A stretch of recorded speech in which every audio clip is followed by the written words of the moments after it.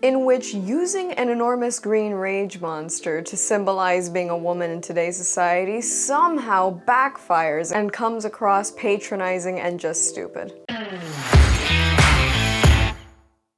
Hi y'all, Snarky J Cosplay here. The second episode of She-Hulk Attorney at Law is officially out, and I have to say, it's really not getting much better. While it definitely wasn't as bad as the first, I'm still dreading having to watch 7 more of these. I give this episode a rating of 4 out of 10. Without giving too much away, I can tell you this. While this episode does move a lot quicker and does way more to establish the plot, the humor continues to fall completely flat, and each character introduced seems more one-dimensional than the last. The show seems to want to make a lot of different observations about real-life issues, but because it's so poorly executed, it just comes across very on the nose, patronizing, and kind of annoying. For me, the show's saving grace is that it's short. That's all I can really say without spoilers. So, from this point on, there will be spoilers for episode 2 of She-Hulk Attorney at Law. You've been warned. Episode 2 opens with the media in a complete frenzy about Jen's transformation in court. At first, Jen is reluctant to accept all the hype, but she eventually gives in and enters a bar as She-Hulk. It's there that she starts a complaint about the fact that her name is derivative of Hulk, which, as much as I'm willing to argue for women in comics, I see this as a non-issue, so it just came across gripey. Naturally, her smarmy and smug male coworker approaches, and after an unpleasant conversation about nepotism, he utters the line, "There's a hot chick over there, I'm gonna go talk to it," because they really need to prove that every single man that appears in Jen's life sees women as objects, sees women as less than, to the point of this guy calling a woman he finds attractive an it. I've dealt with plenty of objectification in my day, and I've still never heard a man refer to a woman, attractive or not, as it. This kind of dialogue just feels one-dimensional, and it makes a very real point seem weak and forced to the point that it just arms more people to keep complaining about this show being too woke.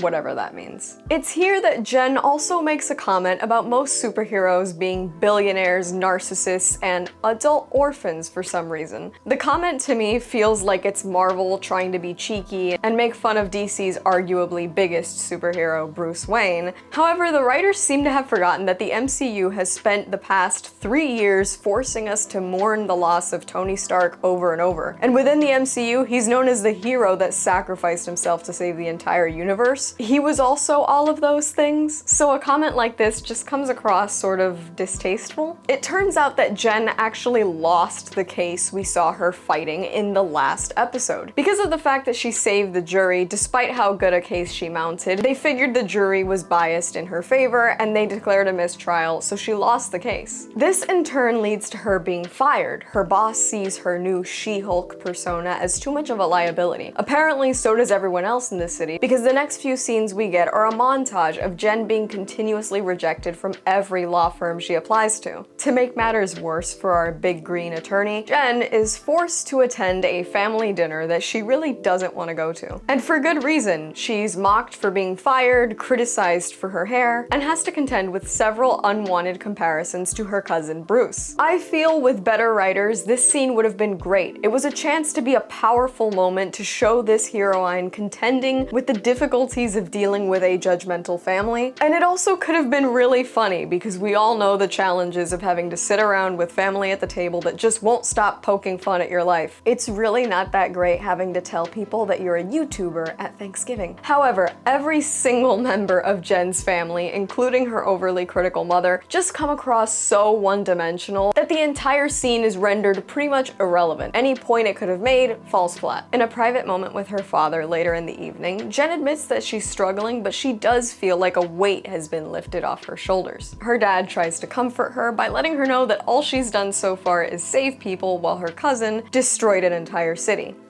Good point to make. After the family dinner, she decides to go get a couple of brews at her local bar, where she's met by Mr. Holloway, the head of the opposing law firm of the case that just cost her her job. Lucky enough for Jen, he's there to offer her a job, having been impressed by her performance during the case. On her first day of the job, Jen shows up bright-eyed and bushy-tailed and makes the so super relatable, hilarious mistake of pushing a pull door as she's trying to get in, because again, we have to be reminded that This is adorable, and she's just like us. The joy of the new job doesn't last very long, however. Jen's new boss drops a bomb on her. He's hired her to head the firm's new superhuman law division, but she must appear in court and in the office always as She-Hulk. This causes another long fourth wall break where she essentially just complains about the fact that she's now worried that her abilities as a lawyer are being undermined by the fact that she got hired on the basis of being She-Hulk alone. Despite these concerns, she eagerly settles into her new office, and she's given her very first case. She's supposed to be handling the parole case for Emil Blonsky, otherwise known as Abomination. She's understandably reluctant to take the case due to the fact that she knows Abomination tried to kill her cousin Bruce/Hulk years prior. Now, this is actually a super important moment because it's essentially the first time that the events of The Incredible Hulk from 2008 are acknowledged as canon within the MCU. However, her reluctance is met with some tough love. If she doesn't take the case, she's out of a job. So she agrees to at least meet with Blonsky to make her decision. While entering the facility that Blonsky is being held in, a Silence of the Lambs reference falls as flat with the security guard as it did with me. Honestly, every funny thing about this show is just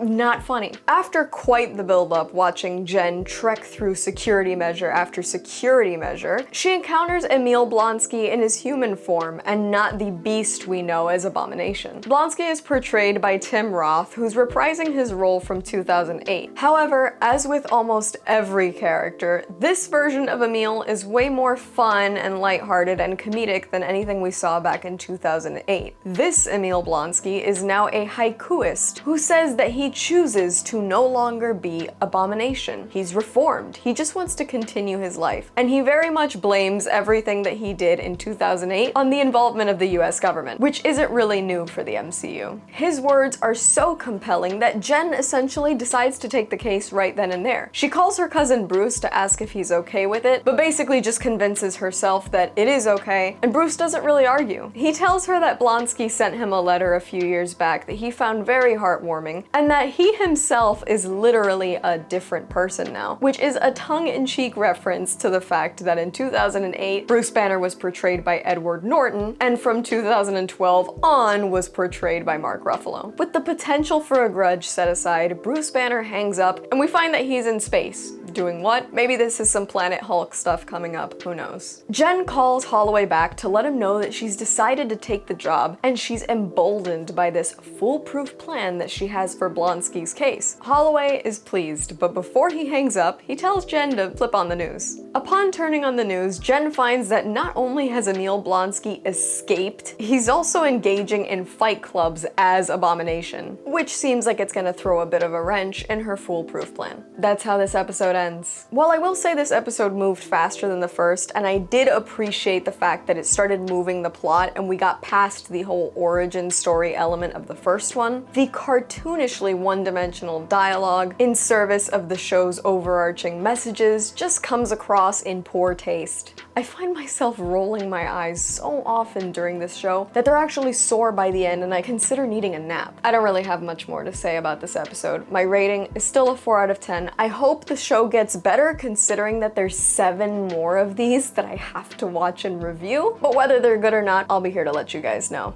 That's all from me. I've been Snarky J. Thank you so much for watching. Please don't forget to like and subscribe, and let me know your thoughts on She-Hulk Episode 2 in the comments below.